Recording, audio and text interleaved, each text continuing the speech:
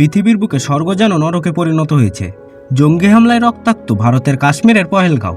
গত দুদিন আগে কাশ্মীরের অনন্তবাগ জেলার ওই পর্যটক কেন্দ্রের বৈশরণ উপত্যকায় জঙ্গি হামলার ঘটনাটি ঘটে। সেনা কর্মকর্তারা নিশ্চিত করেছেন বৈশরণ উপত্যকায় বেড়াতে যাওয়া পর্যটকদের একটি দলকে লক্ষ্য করে এই হামলা চালানো হয়েছে। তারপর থেকে এই ঘটনায় ফুঁসছে গোটা ভারত। নিজের রাগের বহিঃপ্রকাশ ঘটিয়েছেন বলিউড অভিনেতারাও। একসময় কাশ্মীরকে এই পৃথিবীর সুন্দরতম জায়গা বলেছিলেন সালমান খান। বাজরাঙ্গি ভাইজান ছবির সময় দীর্ঘদিন পহেলগাঁও অ্যারিভ্যালির মতো জায়গায় শুটিং করেছিলেন সালমান। সেই সময় কাশ্মীরের রূপে মুগ্ধ হয়ে যান তিনি। তার দেখা কাশ্মীর মাত্র কয়েক ঘন্টায় বদলে গিয়েছে। সালমান লেখেন, পৃথিবীর বুকে স্বর্গ যেন নরকে পরিণত হয়েছে। সাধারণ মানুষকে হত্যা করা হচ্ছে। নিহতদের পরিবারের প্রতি আমি সমব্যথী। মনে রাখবেন, একজন নির্দোষকে হত্যা করার অর্থ গোটা পৃথিবীকে হত্যা করা।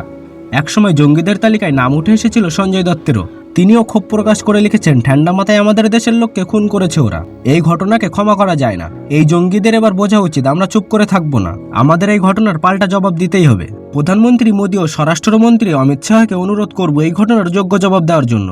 ভারতীয় গণমাধ্যমকে শাহরুখ খান বলেন, পহেলগাঁওতে ঘটা এমন অমানবিক ঘটনায় ক্ষোভ প্রকাশ করার ভাষা হারিয়ে ফেলেছি আমি। এরকম সময়ে আমরা শুধু ঈশ্বরের শরণাপন্ন হতে পারি আর নিহতদের পরিবারের জন্য প্রার্থনা করতে পারি। আমরা এক দেশ এক জাতি হিসেবে এই ঘৃণ্য কর্মকাণ্ডের বিরুদ্ধে ন্যায় বিচার চাইছি। পাশাপাশি নিহতদের পরিবারের উদ্দেশ্যে সমবেদনা জানিয়েছেন প্রিয়াঙ্কা চোপড়া। তার প্রতিক্রিয়া, পহেলগাঁওতে যা ঘটেছে তা অত্যন্ত নিন্দনীয়। মানুষ সেখানে কেউ ছুটি কাটাতে, কেউ মধুচন্দ্রিমা করতে, আবার কেউ বা পরিবারের সঙ্গে উদযাপন করতে এসেছিল। শুধুমাত্র কাশ্মীরের সৌন্দর্য উপভোগ করতে গিয়েছিল। এই নিরীহ মানুষগুলো এমন এক ঝড়ের কবলে পড়লো যেটা তারা কোনোদিনও কল্পনা করতে পারেনি। এই জঘন্য ঘটনা মানবতার বিবেককে অত্যন্ত নাড়া দিক। অভিনেত্রী কঙ্গনা রানাওয়াতও বলেন, ওরা নিরীহ নাগরিকদের উপর নির্বিচারে গুলি চালিয়ে দিল, যাদের কাছে নিজেদের রক্ষা করার জন্য কোনো অস্ত্র ছিল না। ইতিহাসের প্রতিটি যুদ্ধ কেবল যুদ্ধক্ষেত্রেই হয়েছে। আর যখন থেকে এই কাপুরুষদের হাতে অস্ত্র উঠেছে, এরা কেবল নিরীহ মানুষদেরই হত্যা করে চলেছে। এদের বিচার হবে।